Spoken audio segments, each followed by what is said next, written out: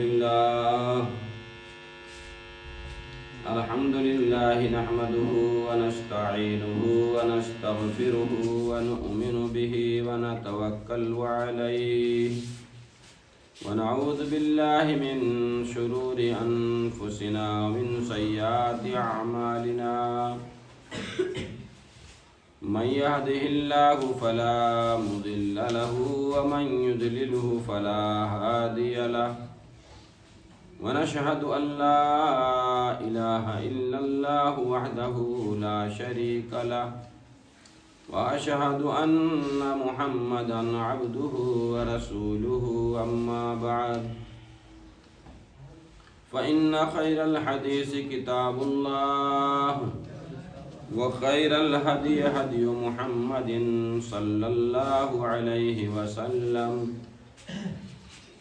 وشر الأمور محدثاتها وكل محدثة بدعة وكل بدعة ضلالة وكل ضلالة في النار وأعوذ بالله السميع العليم من الشيطان الرجيم من همزه ونفخه ونفسه بسم الله الرحمن الرحيم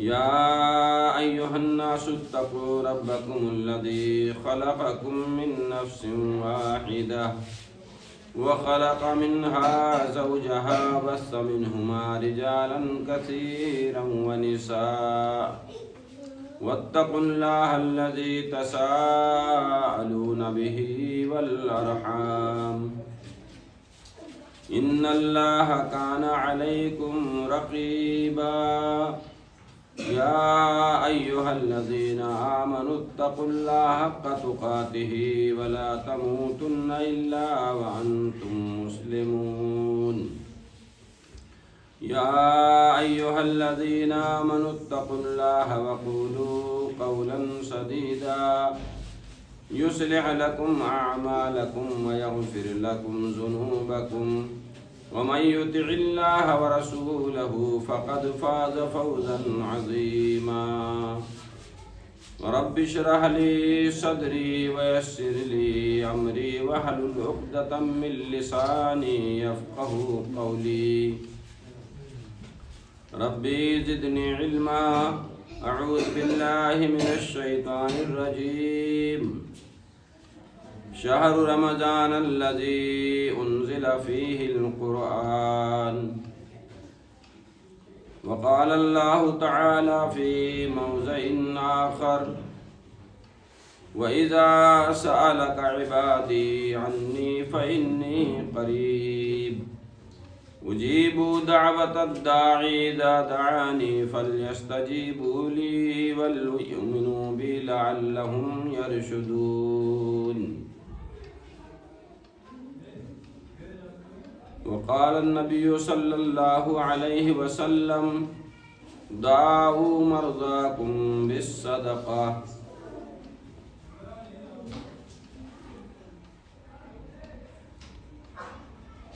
زمین کے اوپر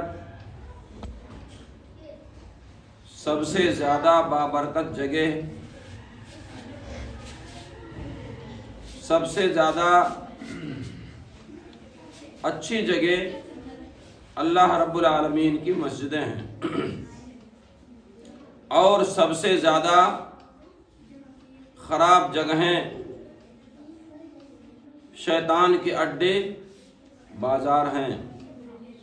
لیکن آج ہماری قوم کے نوجوانوں کو اس طریقے سے شیطان کی نظر لگ گئی ہے کہ نہ مسجدوں کا احترام ہے، نہ رمضان کے مبارک مہینے کا ذرہ برابر خیال ہے۔ وہ امت اور وہ قوم جس کو اللہ رب العالمین نے اس دنیا کی رہنمائی کے لیے پیدا فرمایا تھا، اس قوم کے نوجوان آج اس طریقے سے بے راہ روی کا شکار ہیں کہ جن کا کچھ ذکر نہیں کیا جا سکتا۔ ابھی یہ جمعہ کی نماز ہے، یہ مسلموں کے بچے ہمارے سامنے ہیں، جو دیوار کے اوپر بیٹھے ہوئے ہیں، نہ ذرہ برابر انہیں شرم ہے اور نہ ان کے ماں باپ نے ان کو ذرہ برابر تربیت کی ہے۔ یہ نہیں معلوم کہ یہی بچے آپ کے لیے یا تو رحمت بنیں گے یا آپ کے لیے زحمت بنیں گے۔ اگر آپ نے ان کی تربیت نہیں کی، انہیں سمجھایا بجھایا نہیں، انہیں مسجد اور عبادات کے آداب کو نہیں سکھایا، تو یہی بچے آپ کو جہنم میں لے جانے کا سبب بنیں گے۔ اور اگر یہی بچے جو ناسمجھ ہیں، نادان ہیں، اگر صبح و شام ان کے کان میں آواز ڈالتے ہیں مسجدوں کا احترام کیا ہے، مجلسوں کا احترام کیا ہے، اور روزوں کی کیا فضیلت ہے اور روزوں کا احترام کیا ہے، تو یہ بچے ظاہر ہے ہر ایک بات کو قرآن و حدیث کی دھیان لگا کر کے سنیں گے اور مجلسوں کا بھی احترام کریں گے۔ تو قرآن مجید کی ایک آیت پڑھی گئی، اللہ رب العالمین نے 365 دن بنائے ہیں سال بھر میں، اور 12 مہینے ہیں، چاہے انگریزی کا مہینہ ہو، چاہے عربی کا مہینہ ہو، چاہے ہندی کا مہینہ ہو۔ ہم عربی مہینے کے اعتبار سے بتا رہے ہیں کہ سال کے 12 مہینے ہیں اور ہفتے کے 7 دن ہیں۔ یہ قرآن مجید اتنی بڑی عظمتوں والی کتاب، جس کے ایک حرف پر 10 نیکیاں ملتی ہیں، جیسے الحمد، الف لام ہا میم دال۔ اگر ہم نے صرف الحمد پڑھا 5 حروف والے ایک لفظ کو، تو 50 نیکیاں ملی۔ اس قرآن مجید کی عظمت، ہیبت اور اہمیت کے بارے میں اللہ رب العالمین نے ارشاد فرمایا، لو انزلنا ھذا القرآن علی جبل، یہ قرآن مجید اگر پہاڑ جو زمین کے لیے میخ ہے تاکہ ہل نہ سکے، اس پہاڑ کے سینے پر بھی اللہ رب العالمین قرآن مجید کو اتار دیتا، 30 پارے پہاڑ پر نازل ہو جاتے تو پہاڑ ریزہ ریزہ ذرہ بن کر کے اڑ جاتا۔ اس قرآن مجید کی ہیبت تو یہ ہے، جس کا نہ احترام ہمارے دلوں کے اندر ہے، نہ تلاوت ہے، نہ معنی اور مفہوم کو ہم سمجھنے کی کوشش کرتے ہیں۔ لو انزلنا ھذا القرآن علی جبل لرأیتہ خاشعا متصدعا من خشیۃ اللہ، اللہ کی خشیت سے، اللہ کے ڈر سے پہاڑ ٹکڑے ٹکڑے ہو جاتا، روئی کے گالے کے طریقے سے اڑ جاتا، جیسے کہ قیامت کے دن دنیا کے جتنے بھی پہاڑ ہیں سارے کے سارے کیسے ہوں گے؟ روئی کے گالے طریقے سے اڑ رہے ہوں گے۔ اللہ رب العالمین تباہ و برباد کر دے گا۔ وَحَمَلَهَا الْإِنسَانُ إِنَّهُ كَانَ ظَلُومًا جَهُولًا، لیکن اللہ رب العالمین نے پوری روئے زمین پر جتنی بھی مخلوقات ہیں، جن کو گن نہیں سکتا کوئی انسان، 1000 لاکھ کروڑ سال کی زندگی مل جائے تب بھی دنیا کے مخلوقات کا کوئی احاطہ نہیں کر سکتا، کوئی گنتی نہیں کر سکتا، کوئی شمار نہیں کر سکتا۔ ان تمام مخلوق میں اللہ رب العالمین نے سب سے بہترین مخلوق، سب سے اشرف مخلوق، سب سے افضل مخلوق انسان کو یہ قرآن مجید دیا، اور انسانوں میں تمام نبیوں اور رسولوں کے مقابلے میں سب سے زیادہ فضیلت کے حامل جناب محمد الرسول اللہ صلی اللہ علیہ وسلم کے سینے کے اوپر اس قرآن مجید کو نازل فرمایا۔ کب نازل فرمایا؟ پوری دنیا اللہ رب العالمین کو بھول بیٹھی تھی، شرک اور بت پرستی ایسے عام تھی جیسے آج کے وقت میں موبائل بھرمار ہے، ہر گھر میں سب کے پاس ہے، شیطان رقص کرتا ہے، شیطان ناچتا ہے، یہاں تک کہ نمازوں کے اندر بھی شیطان آ جاتا۔ جیسے موبائل پوری دنیا میں عام ہے، ایسی پوری دنیا میں 4 تانگے عالم میں شرک تھی، بت پرستی تھی، ایک اللہ رب العالمین کو چھوڑ کر کے غیروں کی پوجا اور عبادت ہوتی تھی۔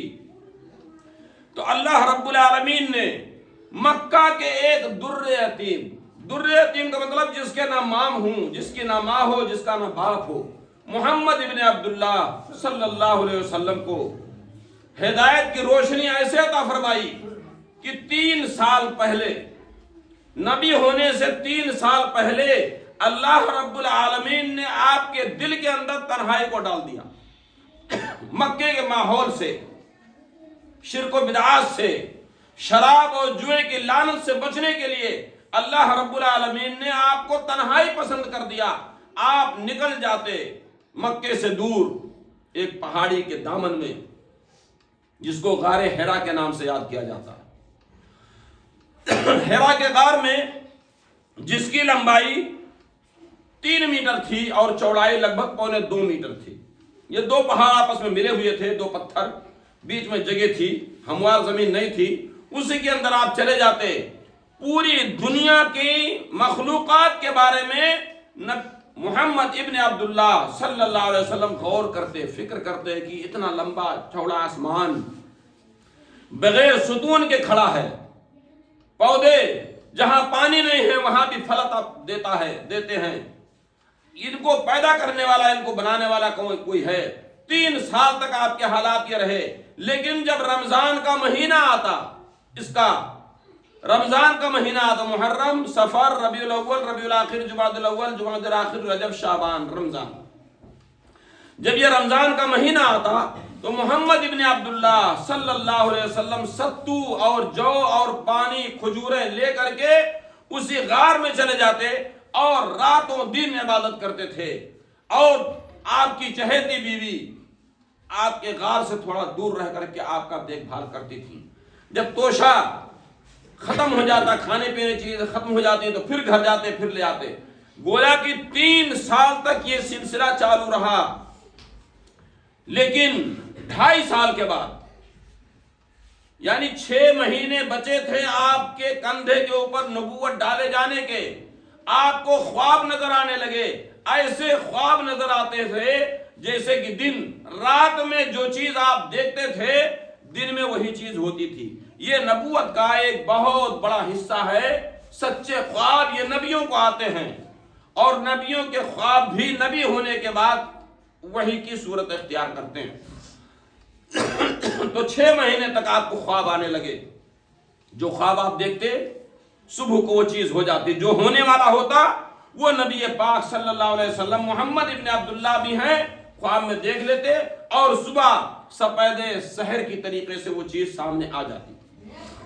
اس کے بعد اب رمضان کا مہینہ ہے، تاریخ 21 ہے، 21 تاریخ گویا کہ شب قدر کی رات میں ناموس اکبر جبریل امین علیہ الصلوۃ والتسلیم اسی حرا کے غار میں آ گئے، اس انسان کے پاس آئے جو انسان سسکتی ہوئی انسانیت کا مسیحا بننے والا تھا، جو لوگوں کی عبادت سے ہٹا کر کے اللہ رب العالمین کی عبادت کی طرف لگانے والا تھا۔ جبریل امین علیہ الصلوۃ والتسلیم آئے اور محمد ابن عبداللہ کو سینے سے لگا کر کے بھیجا، زور سے دبایا، ایسا دبایا خود محمد الرسول اللہ صلی اللہ علیہ وسلم ارشاد فرماتے ہیں کہ جس نے میری طاقت کو نچوڑ دیا، اور کہا پڑھو سب سے پہلا جملہ آسمان سے جبریل کے ذریعہ سے محمد الرسول اللہ صلی اللہ علیہ وسلم کے کانوں سے جو ٹکرایا وہ تھا اقرا، پڑھو۔ آپ نے فرمایا میں پڑھا ہوا نہیں ہوں، مجھے پڑھنا نہیں آتا، چھوڑا تھا، دوبارہ پھر پکڑ کر کے دبایا، بھیج دیا پکڑ کر کے جیسے دم گھٹ جائے گا، کہا پڑھو اقرا، پڑھو، کہا میں پڑھنا نہیں جانتا، تیسری بار پھر دبایا، ایسا لگتا تھا کہ آپ کی جان نکل جائے گی فرشتے کے دبانے سے، کہا پڑھو اقرا بسم ربک الذی خلق، پڑھو اس رب کے نام سے، اس پالنہار کے نام سے، اس مربی کے نام سے، اس خالق و مالک کے نام سے جس نے اقرا بسم ربک الذی خلق، اس رب کے نام سے جس نے کہ پیدا فرمایا۔ گویا کہ 3 چیز، ایک پڑھنا ہے، نام کس کا لینا ہے؟ اللہ کا، اور انسان کی حقیقت یہ ہے کہ انسان کو اللہ رب العالمین نے اس دنیا کے اندر پیدا فرمایا۔ اقرا بسم ربک الذی خلق، خلق الانسان من علق، پھر انسان کی حقیقت کو بتایا۔ آج انسان غرور کا، گھمنڈ کا پتلا بنا ہوا ہے، اپنی نوجوانی، اپنی دولت، اپنی صحت، اپنی تندرستی، اپنی اولاد اور اپنی خاندان کی وجہ سے کسی کو خاطر میں نہیں لاتا ہے۔ اللہ رب العالمین نے بتا دیا کہ انسان ایک دن ایسا تھا کہ کوئی قابل ذکر نہیں تھا، تو پیشاب کا قطرہ تھا، ناپاک پانی باپ کی ریڑھ سے نکل کر کے رحم مادر میں یہ پانی پہنچا، ناپاک پانی، اس کے بعد یہ گوشت کا لوتھڑا بنا تو اقرا بسم ربک الذی خلق خلق الانسان من علق، جمے ہوئے لوتھڑے سے پیدا فرمایا۔ ساری ہماری اور آپ کی سارے انسانوں کی حقیقت یہی ہے کہ سارے لوگ باپ کے نطفے سے جو زمین پر گر جائے، کپڑے پر لگ جائے، انسان ناپاک ہو جاتا ہے، نماز نہیں ہو سکتی، اسی سے پیدا کیا جو انسان اللہ رب العالمین کو آج بھول بیٹھا۔ پڑھو اس رب کے نام سے جس نے پیدا فرمایا، کس سے؟ جمے ہوئے خون سے۔ اقرا وربک الاکرم، پڑھو اپنے اس رب کے نام سے جو بڑا کریم ہے، جو بڑا بزرگ ہے، جو بڑا مہربان ہے۔ الذی علم الانسان، جس نے کہ انسانوں کو سکھلایا۔ مطلب یہ ہے کہ انسان اس سے پہلے کچھ جانتا نہیں تھا، اللہ رب العالمین نے اس کو بتایا۔ تو محمد ابن عبداللہ سے محمد الرسول اللہ کب بنے؟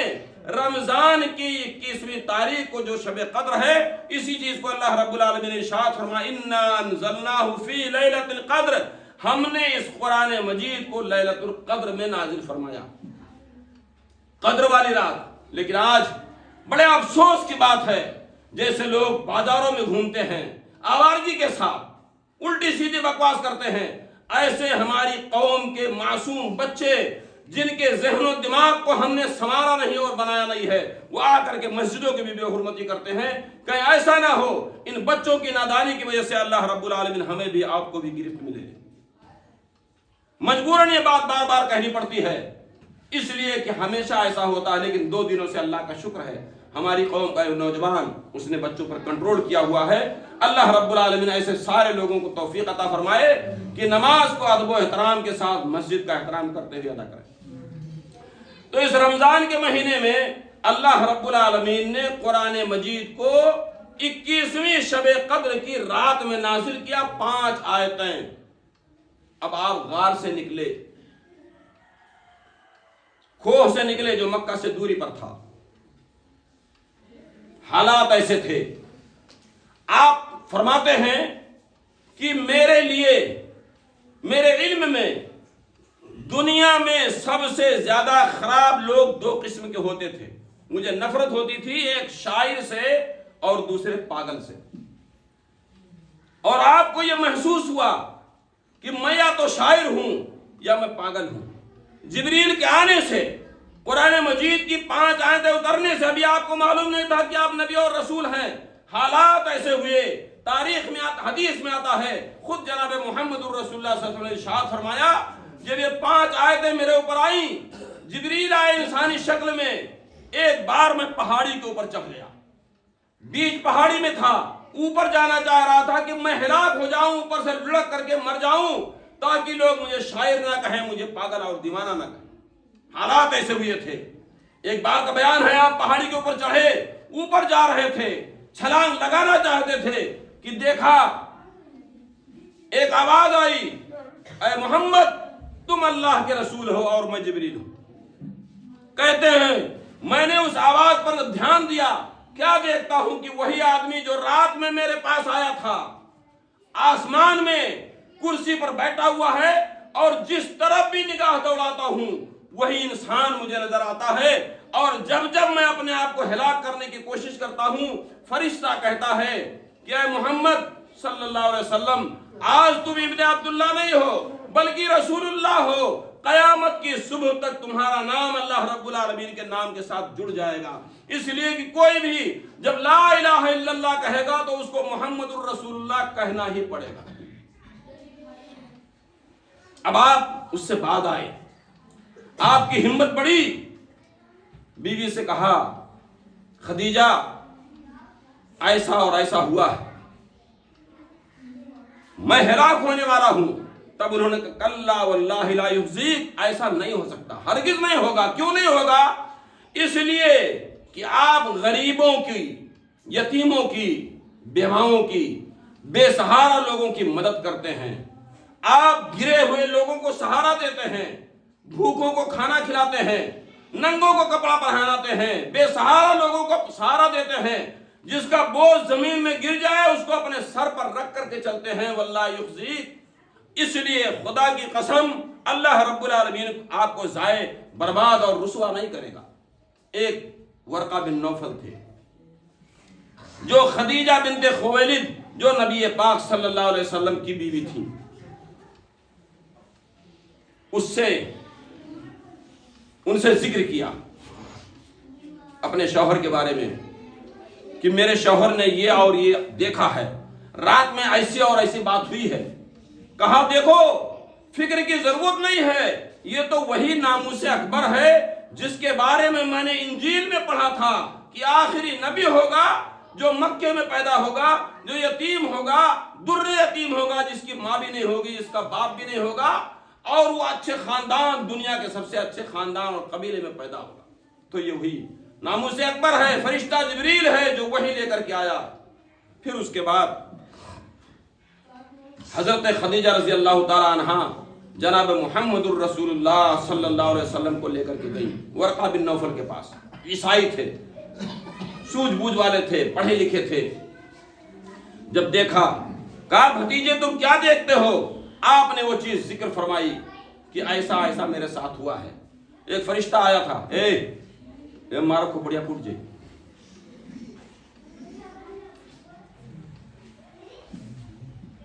جب خود محمد الرسول اللہ صلی اللہ علیہ وسلم کی زبان سے ورقہ بن نوفل نے سنا تو کہا دیکھو تم آخری اور نبی اور رسول ہو، اللہ رب العالمین نے تمہیں امام کائنات بنا کر کے بھیجا ہے، تم ذلیل اور رسوا نہیں ہو سکتے ہو۔ اگر میں زندہ رہا تو تمہاری بھرپور مدد کروں گا، لیکن ایک دن ایسا آئے گا کہ تمہاری قوم کے لوگ، تمہارے خاندان کے لوگ، تمہارے قبیلے کے لوگ، تمہارے ماننے والے، تم سے محبت کرنے والے، تمہارے عزیز و اقارب ہی تمہیں تمہارے وطن سے نکال کر کے باہر کر دیں گے۔ قال مخرجیہ، کیا مجھے نکالیں گے؟ اگر میں سرور کونین ہوں، تاجدار مدینہ ہوں، تمام مسلمانوں کا امام اور پیشوا ہوں، سید الاولین والآخرین ہوں، تو مجھے نکال دیں گے؟ کہا ہاں، جو آدمی بھی آیا، جو نبی اور رسول بنایا گیا، جو اللہ والا ہوتا ہے، اس کو ہجرت کرنی پڑتی ہے، اپنا شہر، اپنا ملک، اپنا گھر، اپنا خاندان چھوڑنا پڑتا ہے۔ یہ کس نے پیشین گوئی کی؟ ورقہ بن نوفل نے، جو عیسائی تھے۔ کچھ دنوں کے بعد وہ انتقال کر گئے۔ تو میرے محترم بزرگوں اور دوستوں، یہ رمضان کا مہینہ تھا جس میں اللہ رب العالمین نے ایسی انقلابی کتاب عطا فرمائی تمام مسلمانوں کو، جو رہتی دنیا تک کے لیے آخری کتاب ہے، اور سورہ فاتحہ سے لے کر سورہ ناس تک تمام مسلمانوں کے لیے ہدایت اور رہنما کا سبب ہے۔ اگر ہم اور آپ اس پر غور و فکر کرتے رہے، اس پر عمل کرتے رہے، تو کبھی بھی قومیں ہمیں گمراہ نہیں کر سکتی ہیں۔ تو یہ رمضان کا مہینہ، یہ قرآن مجید کے نزول کا مہینہ ہے۔ جو لوگ نہیں پڑھے لکھے ہیں ان کے لیے سنہری موقع ہے، پڑھ نہیں سکتے کم سے کم سنو، لیکن آپ کو پورا قرآن سننے کا موقع کب ملے گا؟ جب عشاء کی نماز جماعت سے پڑھو گے، تراویح کی رکعت پڑھو گے، اور اس کے بعد فجر کی نماز پڑھو گے۔ اس لیے کہ ان تین نمازوں میں قرآن مجید سنایا جاتا ہے، اس لیے پورے ادب و احترام کے ساتھ بہترین کپڑے میں منہ دھل کر کے، وضو کر کے، عطر اور خوشبو لگا کر کے چلے آؤ، اس لیے کہ رمضان کے مہینے میں فرشتے چاروں طرف گھومتے رہتے ہیں اور روزے داروں کو خوشخبری دیتے رہتے ہیں۔ یہ روزہ ایک ایسا مہینہ ہے کہ عام دنوں میں اگر کوئی بھوکا اور پیاسا ہو، کسی کے پاس بیٹھ جائے، شریف آدمی کے پاس، تو اس کے منہ سے، بولنے سے جو بدبو آئے گی انسان بھگا دے گا۔ بدبو آتی ہے بھوکے پیاسے انسان کے منہ سے بولتا ہے تب، لیکن رمضان کے مہینے میں انسان روزہ رکھ کر کے جب بولتا ہے، اس کے منہ سے جو بدبو آتی ہے، اللہ کے نزدیک جانتے ہیں اس خوشبو سے بھی زیادہ معطر ہے، جس کو مشک و عنبر کہا جاتا ہے۔ ایسی خوشبو اللہ رب العالمین نے دنیا میں پیدا ہی نہیں کی جو مشک اور عنبر ہوگا۔ وہ خوشبو آتی ہے روزے دار کے منہ سے، جو یقیناً ہماری اور آپ کی نظروں میں بدبو ہے۔ اور اللہ رب العالمین نے خاص کر کے روزے داروں کے لیے ایک دروازہ جنت میں بنایا ہوا ہے، جس کا نام باب الریان۔ آدمی پیاسا رہتا ہے، اس پیاس کو بجھانے کے لیے اللہ رب العالمین نے ایک دروازہ بنایا ہوا ہے جس سے روزے دار داخل ہوں گے۔ تو میرے محترم بزرگوں اور دوستوں، یہ چیز ہے، رمضان کا مہینہ آیا، ہمارے بزرگان دین اس رمضان کے مہینے کے آنے کے لیے 6 مہینے تک دعا کرتے تھے، اللہ رمضان کا مہینہ آئے اور تو ہمیں اس میں زندگی عطا فرما اور روزہ رکھنے کی توفیق عطا فرما۔ 6 مہینے تک رمضان کے آنے کی دعا کرتے تھے۔ جب رمضان کے روزے رکھ لیتے تھے، شکرانے میں اللہ رب العالمین کو خوش کرنے کے لیے عید کی نماز پڑھتے تھے، پھر 6 مہینے تک دعا کرتے تھے، اے اللہ رب العالمین ہم نے جو روزہ رکھا ہے تو اس کو قبول فرما دے۔ اور جانتے ہیں روزہ کس چیز کا نام ہے؟ حلال چیزوں سے رک جانے کا نام روزہ ہے۔ حلال چیزوں سے رک، کھانا حلال، پانی حلال، بیوی حلال، اور ساری چیزیں حلال ہیں، لیکن صبح صادق سے لے کر کے سورج ڈوبنے تک حلال چیزوں سے بچ جانے کا نام روزہ ہے، حرام چیزوں سے نہیں۔ حرام تو ہمیشہ حرام ہے، لیکن میں نے بتایا تھا کہ جو روزہ رکھ کر کے بھی گالی گلوچ کرے، الٹی سیدھی بکواس کرے، تو اس آدمی کو بھوکا اور پیاسا رہنے کی کوئی ضرورت نہیں۔ اللہ رب العالمین ایسے روزے داروں سے روزہ نہیں چاہتا۔ ایک اور چیز ہے، داؤ مرضاکم بالصدقہ، صدقہ عام دنوں میں بڑی بڑی مصیبتوں کو ٹال دیتا ہے، صدقہ موت کو بھی آگے پیچھے کر دیتا ہے، بیماریوں کو ختم کر دیتا ہے صدقہ۔ اس صدقے کے بارے میں ایک چیز میں بتاؤں، سعودی عرب میں نے ایک تاریخ پڑھی، ایک عورت تھی انڈونیشیا کی، کافی دنوں سے وہ کوشش کر رہی تھی کہ میں بھی سعودی میں جاؤں اور کچھ روٹی روزی کماؤں تاکہ میرے بھی حالات اچھے ہو جائیں۔ کوشش کرتے ہوئے اس کی منظوری جب آئی، ویزا اس کو ٹکٹ ملا، جبکہ اس کے یہاں 7 دن کا بچہ پیدا ہو گیا تھا، 7 دن کا بچہ تھا۔ خوش تو ہوئی، لیکن ایک طرف اس کو دکھ یہ ہوا کہ بچے کو لے کے جا نہیں سکتی، اس لیے کہ خدمت کرنے والی خدامہ بچے کو لے کے جائے گی، اس کو کوئی رکھ نہیں سکتا۔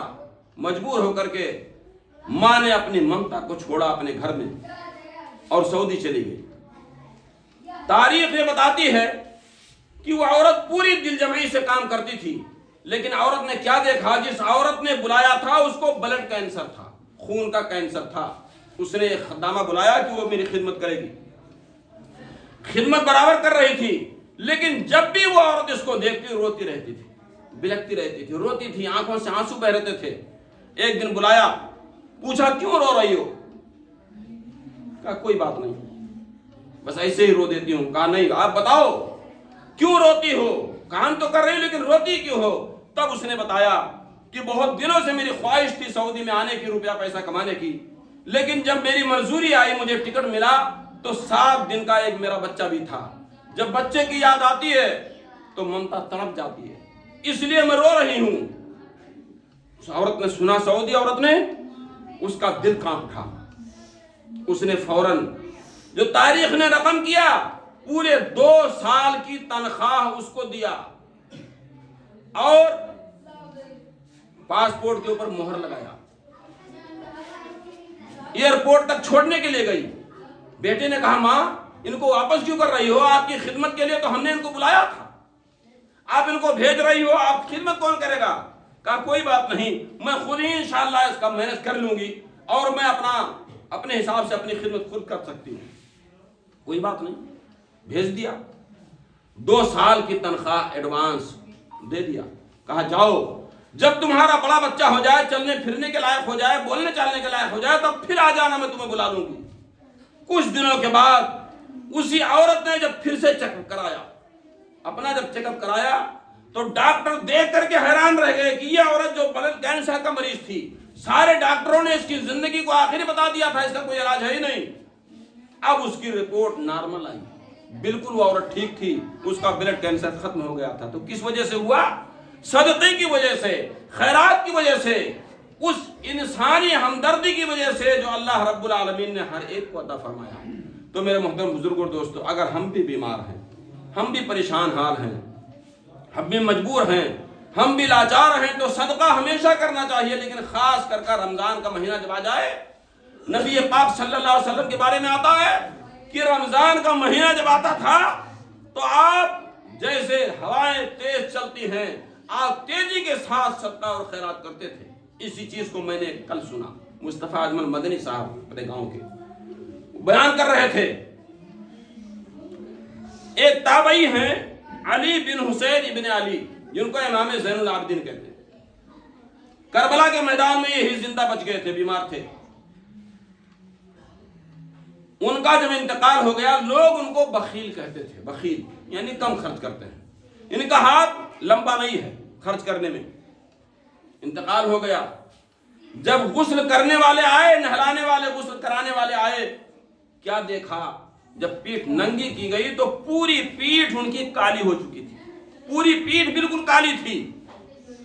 لوگ بڑے حیران و پریشان ہوئے، سبب اور وجہ نہیں معلوم ہو سکا، اس لیے کہ یہ حمالی کام نہیں کرتے تھے، بوجھ ڈھونے کا کام بھی نہیں کرتے تھے، جس کی وجہ سے ان کی پیٹھ کالی ہو گئی ہو۔ لیکن جب رات آئی، جب رات ہوئی تو مدینے کے 100 گھروں سے سسکیوں اور آہوں کی آواز آنے لگی، رونے اور کراہنے کی آواز آنے لگی۔ تب لوگوں کو معلوم ہوا کہ یہ امام زین العابدین تھے۔ کسی کو نہیں معلوم ہوتا تھا، جب رات ہو جاتی تھی تو اپنے پیٹھ پر روٹیاں لاد کر کے یتیم، بیواؤں، مسکینوں اور غریبوں کے گھروں کے دروازے کے اوپر پہنچایا کرتے تھے، آٹے اور جو کی بوریاں پہنچایا کرتے تھے، جس کی وجہ سے ان کی پیٹھ کالی ہو گئی تھی۔ کب؟ رات کی تاریکی میں، رات کی تنہائی میں، جبکہ داہنے ہاتھ سے دیتے تھے، بایاں ہاتھ نہیں جانتا تھا، مخلوق ان کو دیکھتی بھی نہیں تھی، جس کی وجہ سے ان کی پیٹھ کالی ہو گئی۔ 1 2 3 4 6 10 نہیں، 100 گھروں پر یہ روٹی اور راشن روزانہ پہنچاتے تھے، وہ بھی اپنی پیٹھ پر لاد کر کے۔ اور جس کو یہ راز کب کھلا؟ اب آدمی اگر کسی کو کٹ دے دے، افطاری دے دے، یا مسجد میں افطاری کرا دے تو اس کا باقاعدہ فوٹو کھینچتا ہے، افطاری کرنے والوں کا فوٹو کھینچتا ہے، کوشش کرتا ہے کہ زیادہ سے زیادہ لوگوں کو معلوم ہو جائے کہ آج فلاں آدمی نے، شبیر مولوی صاحب نے آج افطاری کرا دیا، سب کو پتہ لگ جائے۔ اور حضرت حسین بن علی، علی بن حسین بن علی امام زین العابدین نے اتنے سالوں تک 100 گھروں کے اندر کھانا پہنچایا، کسی کو خبر نہیں تھی۔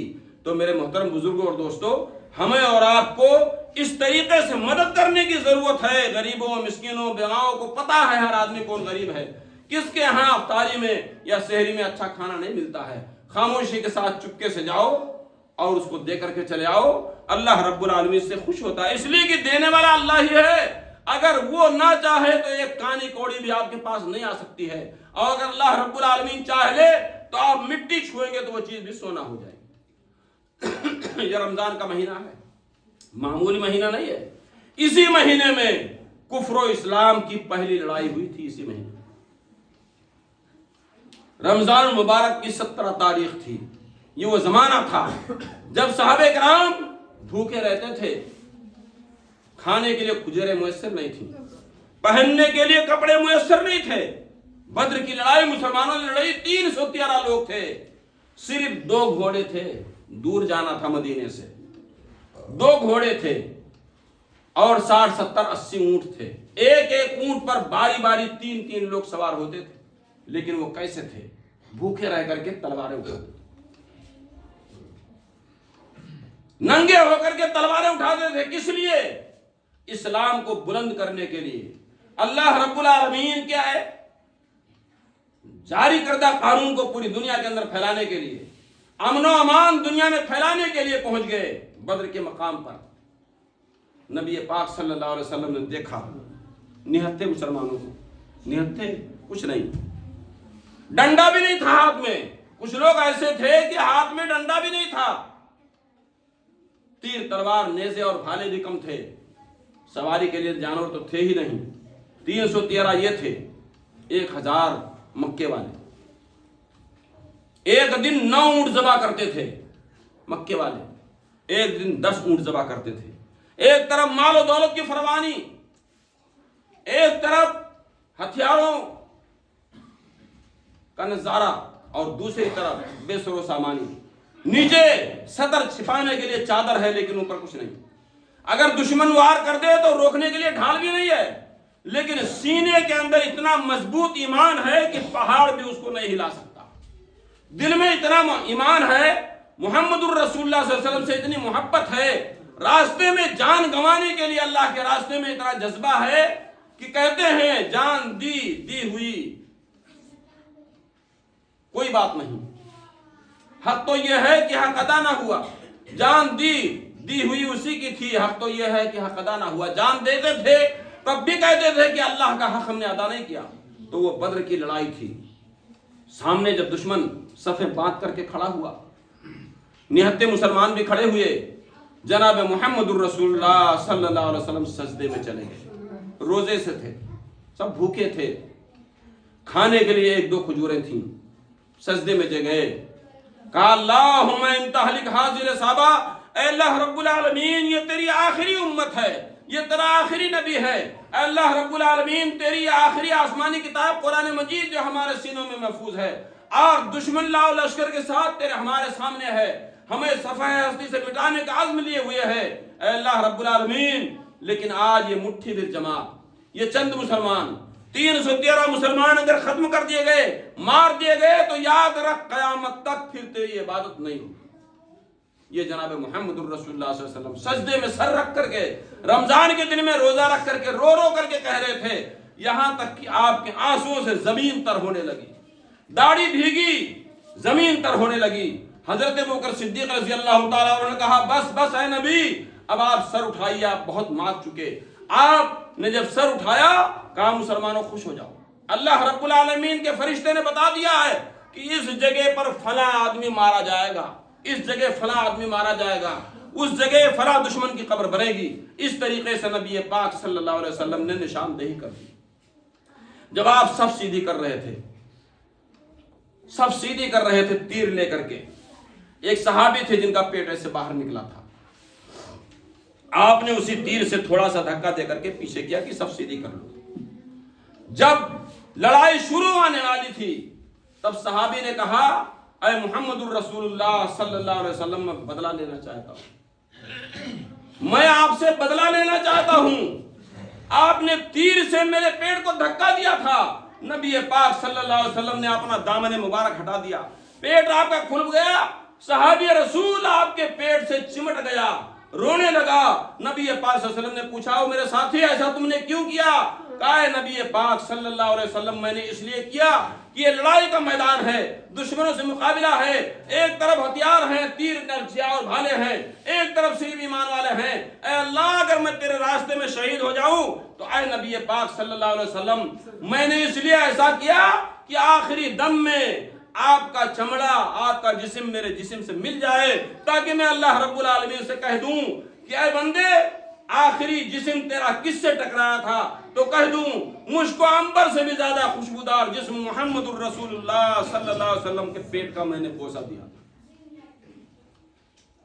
یہ تھا مسلمانوں کے درمیان۔ اور جانتے ہیں اللہ نے حوصلہ دیکھا، عزم دیکھا، نبی سے محبت دیکھی، اللہ رب العالمین کے اوپر بھروسہ دیکھا، آسمان سے فرشتوں کو نازل کر دیا۔ تاریخ میں آتا ہے ایک قبیلہ قریشیوں کا دشمن تھا، مکے والوں کا۔ مکے والے اس بات سے ڈر رہے تھے کہ کہیں ایسا نہ ہو یہ قبیلہ پیچھے سے ہمارے اوپر حملہ کر دے۔ ابلیس لعین، وہ ابلیس جس نے حضرت آدم علیہ الصلوۃ والتسلیم کو جنت سے نکلوایا تھا، منع کیے ہوئے پھل کو کھلایا تھا، جس سے ان کی شرمگاہ بھی کھل گئی تھی، پیخانہ پیشاب ہو گیا تھا۔ وہ ابلیس لعین کس کی شکل میں آیا؟ اس خاندان کا جو سردار تھا سراقہ بن معلق بندرجی کے شکل میں آ گیا۔ اس نے کہا انی جار لکم، میں تمہارے ساتھ ہوں۔